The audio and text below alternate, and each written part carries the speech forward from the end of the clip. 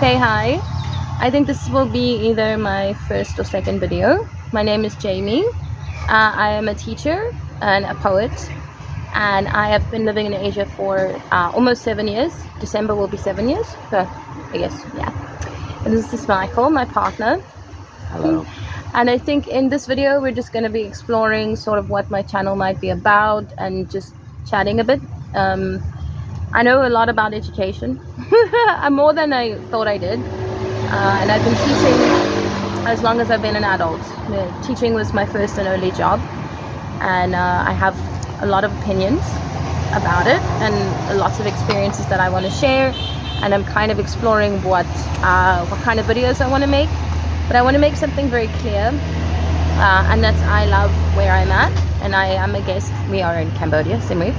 I'm a guest here.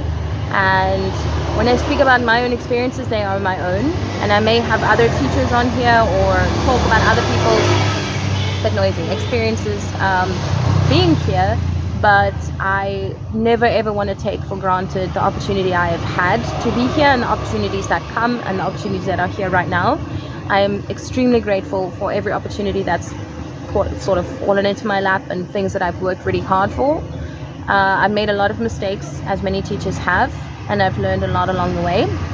And Michael's also a teacher, and kind of a little bit. Me more so. I'm on the ground. Michael's behind the screen. I'm not a career teacher. I never thought I would be, if I'm honest with you. It was never my goal. It was never my dream. It sort of just happened. I was just told one day that I was moving to Vietnam, where I started. And I kind of didn't have a choice. Well, yeah, I didn't, basically. At your age. Yeah, I was 19, so everything was an adventure at that point. And then after years of struggling and pushing through and thinking like, oh, I'm not meant to do this, it's too hard, or, I kind of just resigned to the fact that, okay, yeah, I'm a teacher, it's where I'm at. And I started to try and find some sort of passion, some kind of love for it, because I realized I didn't have any other choice. It was either teach for the money and die inside, or teach for the passion and come alive inside. And that's taken, I'd say, the better part of these 6-7 years to find that passion in little ways. And now I feel like it's exploding a bit, and I'm very, very grateful for being here. And I love Khmer people. I'm learning the language, and yeah, Khmer students are wonderful. Okay. What levels do you teach? You should probably stay there. Oh yeah. So well, before I've done a multitude of ages and grades. So in Vietnam, I was a cover teacher. So you literally get a text from your agent, and within an hour you're on a bike with a stranger. So in Vietnam in 2.5 months, I worked at 14 different establishments, including schools and learning centers. So my CV is extensive. I have to cut things out from Hanoi. So 2 months, 14 places. I wouldn't say that was really much teaching, because I didn't have much time to prepare. It was mostly just faking until I make it. Through COVID, I taught online. Students in Hong Kong, Japan, Taiwan, had 2 French sisters. I should reach out to them actually, that I was teaching for a long time in and out of COVID. And then after COVID, I started teaching kindergarten, and that was, my family were like, oh, the baby teacher Jamie, and because of that I was like, let me prove to them what I can do. It was more a thing of like, I'm rebellious, I don't want to just be known as the baby teacher. Then I started teaching grade 2 and a little bit of reception, which is kindergarten. Different schools, different words for it. And I taught grade 1 for 2.5 years, and now I'm back in kindergarten, and my passion is both in kindergarten but mostly at a university. I've had the most amazing opportunity to teach at a university. I've been there for almost a year. I love every minute of it, even the tough minutes. And I say this a lot, I apologize, but I feel like I learn more from them than I teach them, to be honest. So I've taught global studies at the university. They're studying for their English degree. They're teaching English as a foreign language degree, TEFL degree. And I'm teaching literature and phonetics. And actually I have 2 phonetics classes tomorrow. Today is Sunday, the 26th of July. Tomorrow is the 27th. Yeah. So I have a part-time kindergarten job and a part-time university job right now. And both have their own challenges. Yeah. What do you do, Michael? Well, my teaching is just online, 2 hours during the week. My first class is my only full-time class. It's GP4, and they already pretty much speak English, so I'm not really teaching them English so much as refining their English. The practicing. They're all, at the age where they're getting ready to go to college. And then the second hour is, it's not even really teaching, it's going into other online teachers' classes and doing a monthly review with them, giving them an opportunity to practice with a native English speaker. Yeah. To practice and refine their work. But that's it really. I mean, teaching, probably a whole video on itself could be around, well, what is teaching? What's the nature of teaching? Yeah. You could argue that everyone is a teacher to some degree. Like we said, this is just kind of exploring. It's actually not a bad idea. And I want to explain what GEP is for a minute quickly. So GEP, most schools, so we're in Siem Reap and there's, I don't know how many, there's another one being built right now. Maybe 10 or 12. I have lost count. International schools. Oh, international. So GEP is the General English Program. Essentially, what it is it's a program, and they use different curriculums. Not every GEP program from every establishment is the same, but the core is kind of the same. It's for students who either can't afford an international curriculum, or they just want a little bit of English practice every day. And they will enroll in a GEP program from an international school, or Michael works for this man who has his own school, online school, but he's just got the physical school. We need to check that out. And he's a wonderful man. We won't mention his name or anything, but yeah, so the GEP program is for students who either can't afford a full-time English program, don't have the time for it, or just want some level of practice. So that's the General English Program. Even the university that I work at offers GEP to students that don't have the money right now or the time. And I also teach GEP on a Wednesday at the school that I do kindergarten at. I teach teenagers and adults. It's a mixed bag, elementary level. And getting them to interact with me and speak with me is very difficult. I only see them once a week. Because of my university schedule, I've only been able to take one GEP class a week. And I used to do GEP at my old school as well.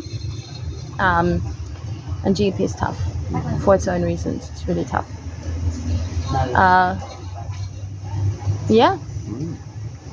What else is there?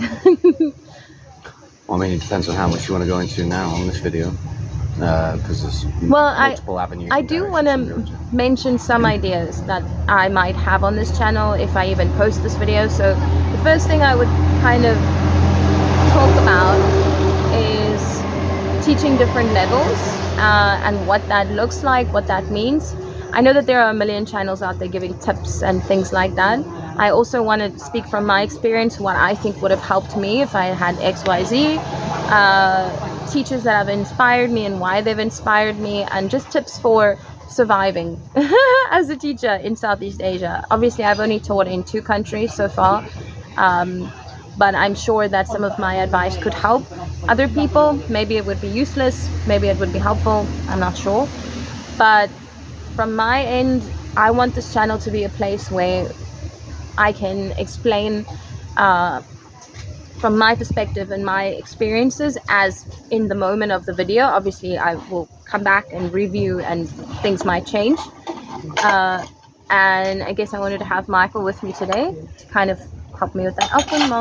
We are at our favorite coffee spot. He's cleaning up now. We made another video eating a minute ago. But also talking about things like revolutionizing education. Even though I'm in the education system as it is now, I do see some things that I would change if I had the capacity and if I had the money to start a school, things like that. I am very, very into alternative schooling and things like that.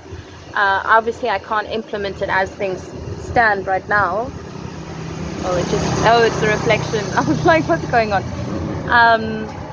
I can't change things the way they stand now, and it's not my place to change things. I'm a guest. However, I do have opinions and things that I would like to try. So either I wait till I have my own kids and educate them myself, or I figure out how to connect with people that have similar ideas to me and start playing with those ideas. And another thing I would like to talk about on this channel, I think, is the lack of special education. Now, by special education, I don't have a better word for it. Maybe Michael can help me out here, but education for students that are autistic, ADHD, that have... Thank you. Well, neurodivergent, yeah. Words, definitions, meanings. Students that don't learn the way that the system wants them to learn, that cannot.